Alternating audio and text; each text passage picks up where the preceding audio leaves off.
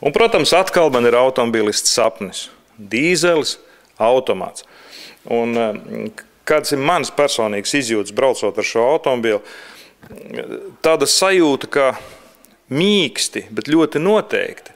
Es ideāli jūtu caur katru riteni, es jūtu ceļu. Tātad spēja vadīt, drošības izjūta. Nu, protams, Hyundai Santa Fe ar saviem gabarītiem no vadāmības viedokļa un šī perfektā amortizācijas izjūta.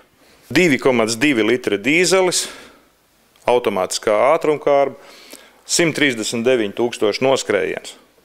Un tas viss par nieka 13,5 tūkstoši eiro.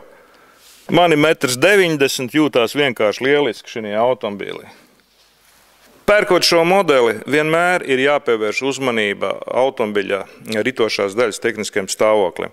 Tad šo perfekto vadāmību, šo drošības izjūtu mēs sasniegsim tikai tad, ja automobils ir labi uzturēts, kā teiksim šī gadījumā.